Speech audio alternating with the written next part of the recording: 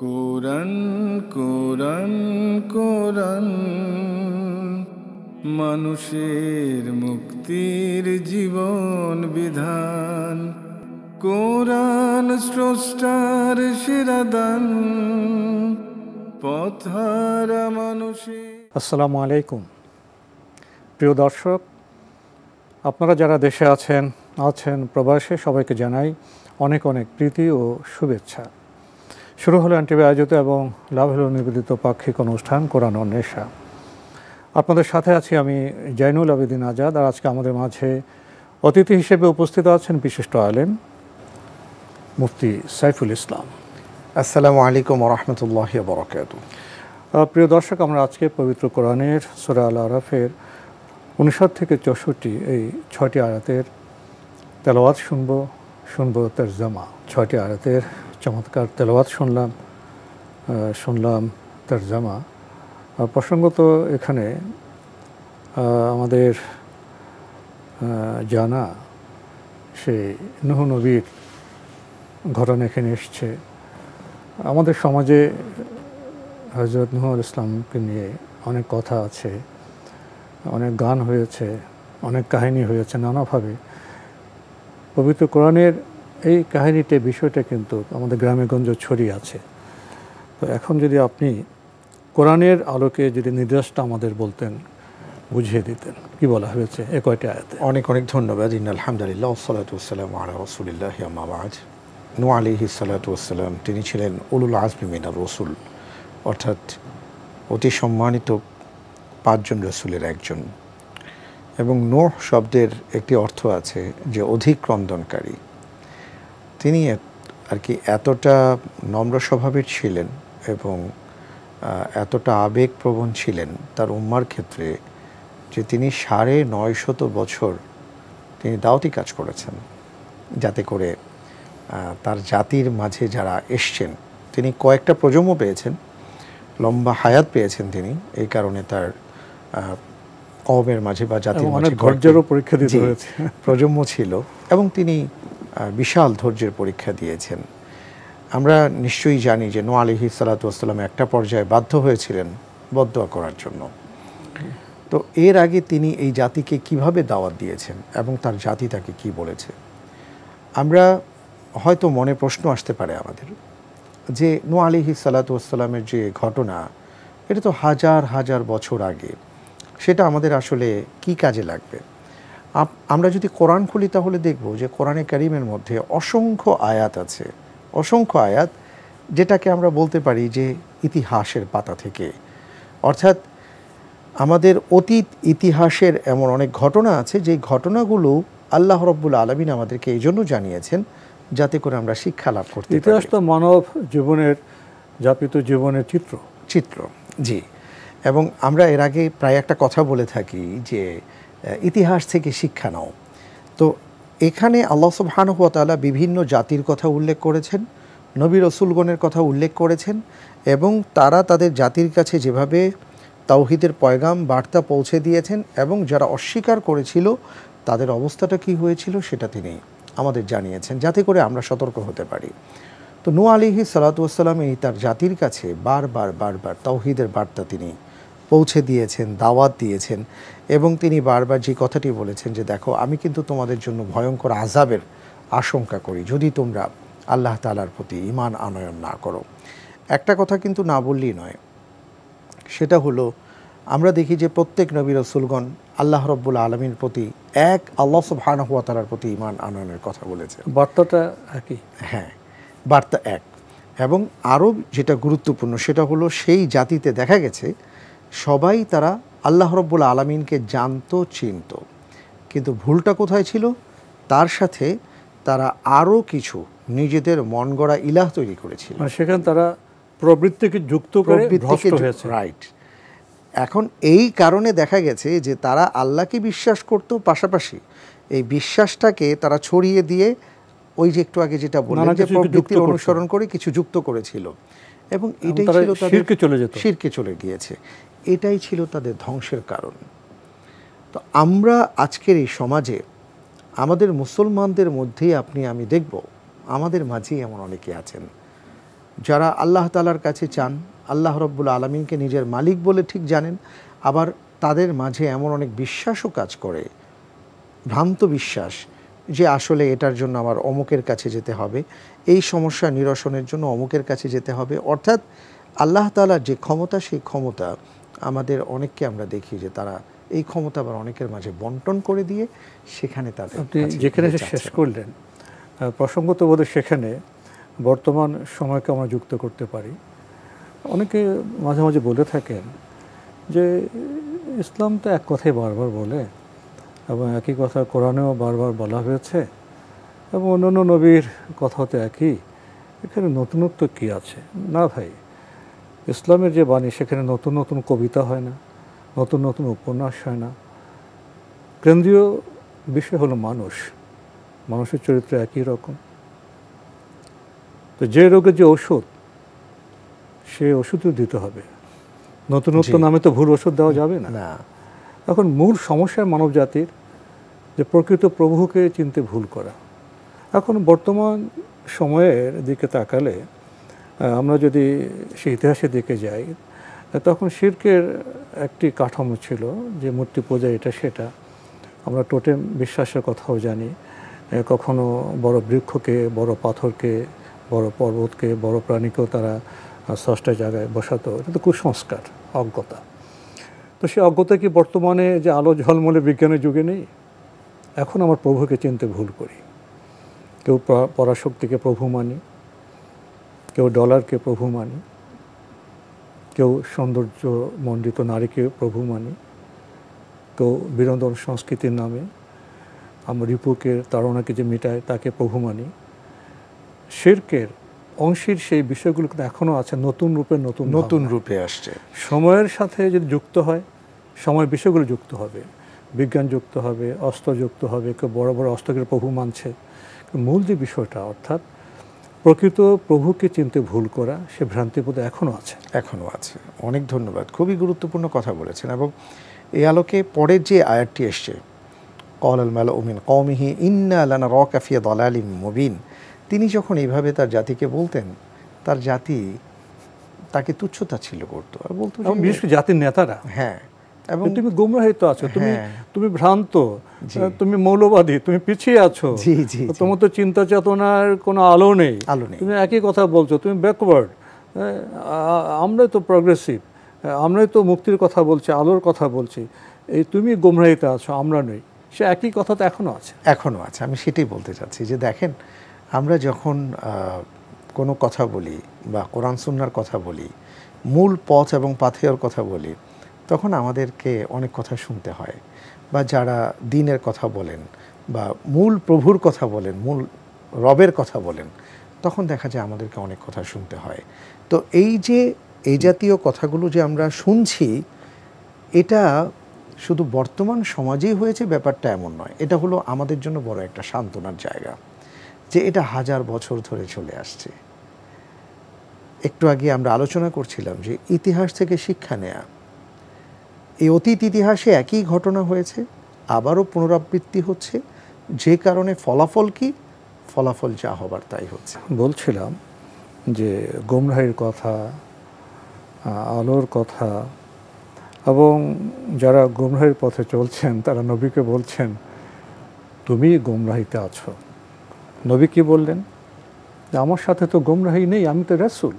এই যে বললেন আমার সাথে তো গুমরাহি নেই, আমি তো রাসূল, এই যে বলার সাহসটা কোত্থেকে এলো? সেটা তো সেই ঐশী বা সেই যে ওহির কারণে। তো আর কি কিছু বিষয় আছে না, আপনি একটা বিষয় নিশ্চিত হয়ে বললেন, আর আমি কোনো একটা বিষয় বললাম যে ব্যাপারে আমি নিশ্চিত নই, ধারণা থেকে এবং প্রবৃত্তির তাড়না থেকে। জি, তো দুইজনের কথা তো দুই রকম হবে। একজনের কথার মধ্যে ধীরতা থাকবে, আর আরেকজনের কথার মধ্যে একটা টলটলায়মান অবস্থা হবে। এটা খুবই স্বাভাবিক। এবং আপনি যদি পরের আয়াতটা খেয়াল করেন তাহলে দেখবেন যে সেখানে তিনি কিন্তু বলেছেন, উবাল্লিগুকুম রিসালাতি রাব্বি ওয়া আনসাহু লাকুম ওয়া আ'লামু মিনাল্লাহি মা লা তা'লামুন, যে আমার কাছে এমন জ্ঞান আছে, এমন বিষয় আছে যা তোমাদের কাছে তোমরা জানো না। আজকে আফসোসের বিষয় হলো এটাই যে কোরআন হলো চূড়ান্ত সত্য, কোরআনের কথা চূড়ান্ত সত্য, এটার পরে আর কোনো বিষয় নেই। এটা এতটাই সত্য, এই সত্য নিয়ে প্রশ্ন তোলা তো দূরের কথা, সন্দেহের অবকাশ পর্যন্ত নেই। কিন্তু আমরা এই আয়াতের উপরে, কোরআনে কারীমের উপরে দেখা যায় যে আমরা আমাদের মতবাদকে চাপিয়ে দেওয়ার চেষ্টা করি। কোরআন একটা বিষয় বলেছে, কথার কথা আমরা বলতে পারি, যেমন ধরেন সুদ ভিত্তিক অর্থনীতির কথা আমরা বলতে পারি। আজকে অনেকে অনেক বড় বড় পেপারস, গবেষণা, অনেক কিছু দিয়ে তারা বলার চেষ্টা করেন আসলে সুদবিহীন জীবনযাপন করা সম্ভব নয়, অথবা আমাদের জীবনে সমৃদ্ধি আসবে না। কোরআন কিন্তু একটা কথাই বলে দিয়েছে, ইয়ামহাকুল্লাহুর রিবা ওয়া ইউরবিস সাদাকাত। তোমার অর্থনীতির জীবন হবে, তুমি যদি সুদের সাথে জড়িয়ে পড়ো, মনে রেখো এটা তোমাকে ভ্যানিশ করে দেবে, মুছে দেবে, নিশ্চিহ্ন করে দেবে। আর যদি সাদাকা ভিত্তিক তোমার অর্থনৈতিক জীবন ব্যবস্থা হয়, এটা সমৃদ্ধি নিয়ে আসবে। আসলে আমরা যা দেখি না তা কি নেই, তা কি নেই? আমরা যা বুঝি না তা কি জ্ঞানের বিষয় নয়? এই বস্তুপতি জগতে আমরা যারা ইহলৌকিকবাদী, আমরা শুধু দৃশ্যমান বিষয়কে জানি। এই সীমাবদ্ধতা থেকে আমরা জ্ঞানের উল্লঙ্ঘন করছি। কোনো আরেকটি অদৃশ্য জগৎ আছে যার খবর আমাদের কাছে নেই। নবী সাল্লাল্লাহু আলাইহি ইসলামের কাছে সে অদৃশ্য জগতের খবর ছিল, বার্তা ছিল। মেরাজ তার অতি উত্তম উদাহরণ। তো যিনি দৃশ্য এবং অদৃশ্য জগতের কথা জানেন, তার চেয়ে জ্ঞানবান আর কে হতে পারে? যিনি দৃশ্য এবং অদৃশ্য জগতের কথা জানেন, যার দৃষ্টির সীমানা অনেক দূর প্রলম্বিত, তিনি তো ভবিষ্যতে ভালো মন্দ কি সেটা বলতে পারবেন। যার দৃষ্টি খুবই সীমিত, চোখে আলো নেই, মনেও আলো নেই, চশমাও নেই, সে কত দূর দেখবে? এতটা স্থূল সীমাবদ্ধতা নিয়ে যারা রাসূলের উপর কথা বলতে চান বর্তমান সময়েও, বর্তমান যুগেও, তারা কি নব্য জাহালিয়াত নয়? নিঃসন্দেহে মূল সমস্যা তো এখানে যে আমি কোনো কিছু জানি না, কিন্তু আমি সব জানতা সেজে বসে আছি। যখন আমার অবস্থাটা এমন হবে, তখন ধ্বংস তো অনিবার্য হবে। আজকে আমাদের সমাজে তাই হচ্ছে। আমরা যদি চারদিকে তাকাই, আজকে দেখব যে কাদের জয় জয়কার, যারা দাবি করছেন আমরা অনেক কিছু জানি, কিন্তু আসলে তারা কতটুকু জানেন? আমরা দেয়ালের ওপাশে কী আছে বলতে পারি না, এই কারণে এখান থেকে অনেক কথাই বলি। কিন্তু যিনি দেয়ালের দুপাশের কথা জানেন, নিশ্চয়ই আমাদের চেয়ে তিনি জ্ঞানী। তো নবী রাসূলগণ যখন পৃথিবীতে এসছেন এবং তারা যেই কথাগুলো বলেছেন, খুব গুরুত্বপূর্ণ কথা, ইন্নী আ'লামু মা লা তা'লামুন, আমার কাছে যা এসছে তোমরা তা জানো না। ইব্রাহিম আলাইহিস সালাতু ওয়াস সালাম একজন তরুণ যুবক হয়ে তিনি তার বাবাকে বলেছেন, ক্বাদ জাআনি মিনাল ইলম মা লাম ইয়াতিকা ফাত্তাবি'নি আহদিকা সিরাতান সাওয়িয়া। আমার কাছে এমন জ্ঞান আছে যে জ্ঞান আপনার কাছে নেই, সুতরাং আমার জ্ঞানের আমি যেটা বলবো তার অনুসরণ করুন, তাহলে আমি আপনাকে পথ দেখাতে পারবো। নবীকে যারা বলে তুমি অন্ধ, তুমি মূর্খ, এত বোঝানোর পরেও যারা মহান প্রভুর বদলে প্রবৃত্তির কামনা, তাড়না, বাসনাকে প্রভু মেনে নেয়, তাদের উপরে তো আযাব আসে। এই যে নূহ ইসলামের সমাজে মহাপ্লাবন এবং যারা উদ্ধত সমাজের সে ভ্রষ্ট নেতা, তাদের বাড়াবাড়ির কারণে তো সে মহাপ্লাবন আসলো। এটা কিভাবে আসলো, কেন আসলো এবং উপসংহারে কি বলবেন? আমরা উপসংহারে এটাই বলতে পারি যে যারা একসময় অধ্যত আচরণ করেছে, যারা নিজেদেরকেই জ্ঞানী মনে করেছে, যারা ভেবেছিল যে আমাদের প্রভাব, প্রতিপত্তি, ক্ষমতা অসীম, আমরা যা খুশি তাই করতে পারি, এবং এই মানুষটি একা এবং তার কোনো পাওয়ার নেই, তার কোনো ক্ষমতা নেই, তার কোনো বক্তব্য আমরা শুনবো না, তাকে যা খুশি তাই করা যায়। আল্লাহ তাআলা জানিয়ে দিয়েছেন যে আমার জ্ঞানে জ্ঞানী হতে পারে, যে আমার পক্ষ থেকে রিসালাত পেয়ে তোমাদের কাছে যেতে পারে। আমি ওই বান্দার উপর এমনভাবে আছি যে যখন আমি কোন বলবো, যখন আমি চাইব, তখন তোমাদেরকে একেবারে নিশ্চিহ্ন করে দিতে পারি। সুতরাং এই পুরো বিষয়টি থেকে আমরা যেটা শিক্ষা লাভ করতে পারি সেটা হলো যে আমরা যেন বিনয় অবলম্বন করি, আমাদের কোনো কিছুতে যেন অহংকার পেয়ে না বসে, তাহলে ধ্বংস আমাদের জন্য অনিবার্য। এবং পাশাপাশি যে মানুষগুলো আলোর কথা বলেন, যারা কোরআনের কথা বলেন, দ্বীনের কথা বলেন, আমরা যেন তাদেরকে মূল্যায়ন করার চেষ্টা করি, তাদের কথাগুলো শ্রবণ করার চেষ্টা করি এবং তাদের কথা শুনে আমরা যেন একটু ভাবতে শিখি। আমি সব কিছু জানি, আমি অনেক কিছু হয়ে গেছি, এটা যেন আমরা না ভাবি। আমাদের অবস্থাটা দেখুন যে আমরা কতটা স্থূল চিন্তার অধিকারী। নূহ আলাইহিস সালাতু ওয়াস সালাম যখন নৌকা নির্মাণ করছিলেন তখন আশেপাশে কোথাও পানির চিহ্ন পর্যন্ত ছিল না। যে এখানে তখন যে একটা সামাজিক পরিহাসের চিত্র ছিল, এটা এখনো আছে, কিন্তু এটা এখনো আছে, সেটাই, এটা এখনো আছে। আমাদের দেশে আমরা যখন নানা ধরনের দুর্যোগে পড়ি, আমরা কিন্তু তার কিছু সময় আগেও ভাবতে পারি না যে আসলে কি এটা হতে পারে।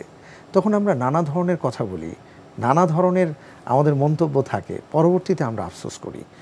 পরবর্তীতে আফসোস না করে বরং আগে যদি যিনি বলেন যে আমি যা জানি তোমরা তা জানো না, অর্থাৎ তার পক্ষ থেকে, আল্লাহর পক্ষ থেকে যে জ্ঞান আমার কাছে এসছে এটা আমি তোমাদেরকে জানাচ্ছি, এটা তোমরা জানো না। নৌকা নির্মাণের সময় যে প্রতিবেশ ছিল, কিছুটা ইঙ্গিত আপনি দিয়েছেন, শিক্ষার বিষয় ছিল। নির্মাণের পরে যখন নৌকাতে কারা যাবে, কিভাবে যাবে, এই যে জোড়ায় জোড়ায়, সেখানে নৌকা কী দিয়ে পূর্ণ হবে, সেখানকার যে শব্দমালা, যুগলের কথা, এখানে জীববিজ্ঞানের কথা আছে, জি, সৃষ্টি তত্ত্বের কথা আছে, সেখানে আজকে আমরা যেতে পারলাম না, এখানে শেষ করতে হচ্ছে। জি জি, অন্য কোনো সময় সুযোগ ইনশাআল্লাহ আমাদের দেবেন ইনশাআল্লাহ। মুফতি সাইফুল ইসলাম, আপনি কষ্ট করে আমাদের স্টুডিওতে এসেছেন, সময় দিয়েছেন, সেজন্য আপনাকে অনেক ধন্যবাদ। আপনাকেও ধন্যবাদ। প্রিয় দর্শক, আমরা দেখছিলাম এনটিভি আয়োজিত এবং লাভ হেলো নিবেদিত পাক্ষিক অনুষ্ঠান কোরআন অন্বেষা। আমাদের এই অনুষ্ঠান আপনারা এনটিভি অনলাইনেও দেখতে পারবেন, ভিজিট করুন www.ntvbd.com। এছাড়া ইউটিউবে এবং আমাদের ভেরিফাইড ফেসবুক পেজে অনুষ্ঠান দেখতে পারবেন। আজকে আমরা পবিত্র কোরআনের সূরা আল আরাফের 59 থেকে 64 এই 6টি আয়াত নিয়ে কিছু কথা বললাম। প্রসঙ্গত এখানে হযরত নূর ইসলামের কথা এসছে, তার দাওয়াতের কথা এসছে। সমাজপতিরা সবসময় নবীদেরকে, যারা সত্যের বার্তা পৌঁছান দেয়, তাদেরকে অবজ্ঞা করে, উপেক্ষা করে, বিপরীত কথা বলে, আমরাই তো সঠিক, তোমরাই তো গুমরাহিতে আছো। রাসূলুল্লাহ বলেন, আমরা তো জানি তুমি সেটা জানো না। স্থূল দৃষ্টিতে বয়ান বন্ধ করে আল্লাহর বয়ান শোনো। তারা দ্রোহ করে, পরিণামে প্লাবন আসে, পরিণতি ধ্বংস। তার যে রেড লাইনটা আছে সেটা অতিক্রম করে। বর্তমান আধুনিক যুগে কি আমরা সে রেড লাইন অতিক্রমের দৃশ্য দেখছি না?